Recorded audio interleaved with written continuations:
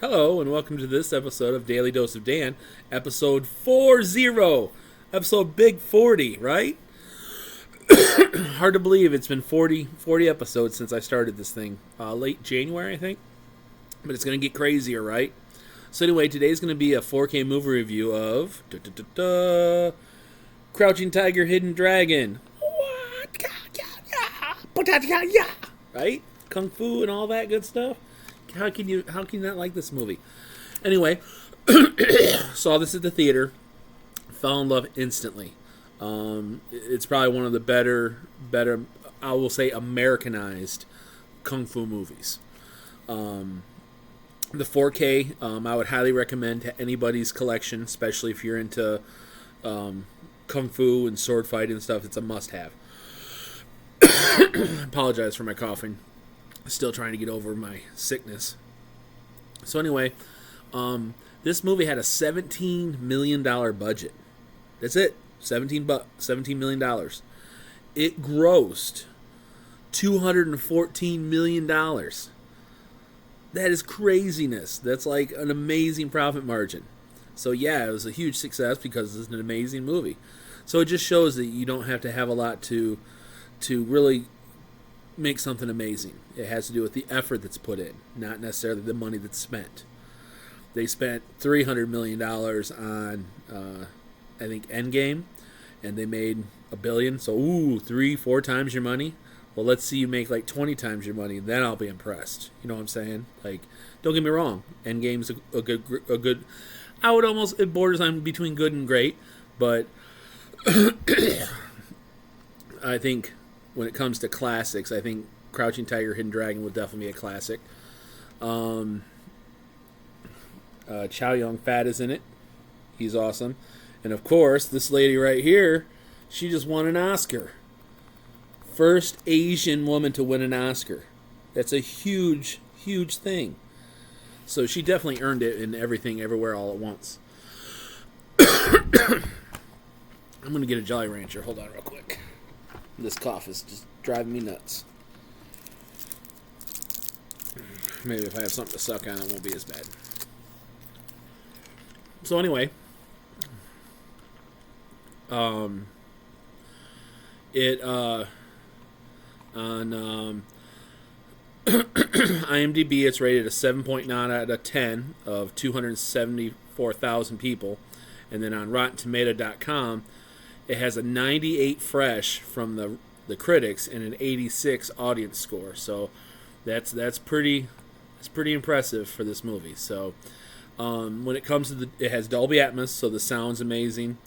The colors, like because there's a lot of like nature scenes, are just it blow your mind. Now, I will say though, I was a little let down because my memory was watching it at the theater. And of course, I mean, unless you have, tens of thousands of dollars invested in your home theater, it's not ever going to live up to a theater thing. So, but other than that, I definitely would recommend this movie to get for your collection. So, I've always liked kind of swords and stuff. I actually have a katana, to be honest, live steel, so it's like, it's not some cheap. Matter of fact, I think I bought it in the early 2000s in a Renaissance fair from a blacksmith. That's about as real as you can get.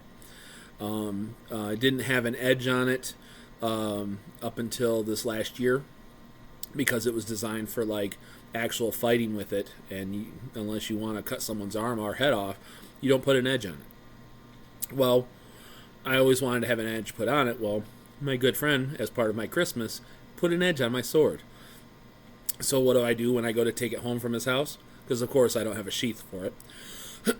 I almost cut my hand grabbing a hold of the blade, putting it in the car, because you get used to handling it a certain way. And I'm like, whoa, I need to get a sheath for this thing before I hurt myself. So I'm definitely in the market of getting a sheath for it. I think what I'm going to do is I'm going to get a piece of green leather and have a sheath made for it. So the soundtrack on this is pretty amazing. You're going to want your nice Dolby Atmos setup to really appreciate all the different sounds, because there's a lot of, I'll give you an example, like there's a scene in the trees where they're standing in these trees. Spoiler alert. Where you can the leaves around them, you can actually, it almost feels like you're in the woods with them, and I thought that was a really cool scene to enjoy the full surround sound. This would be a great place to pause and hit the like and subscribe button. I think today's positive message is going to be when someone asks you to help them and you don't necessarily do it exactly the way that they were expecting you to help them. Your job is to be polite and say thank you. The reason being is if you critique how the person helped you, it's going to come off as ungrateful, whether or not it is or isn't. That's just the way it's going to come off, and the person will be less likely to help you in the future.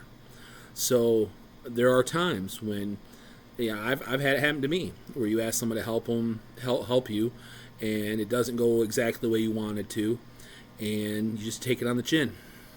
Like, thank you, and either you're more descriptive next time, or you just don't ask that person to help you with that specific thing because you know how it will turn out. We learn as we go, and so how would you learn how somebody does something unless you have asked them to help you before? So I guess that's the positive message, is that just being grateful that people that are willing to help you, in the way that they can help you. They're not always going to help you in the way that you want them to help you because they're not you. So I love you all. Make sure you like and subscribe, as I said. We're getting close to 900 subscribers, so please share with your friends if that you think they'd like this program. Also, feel free to comment.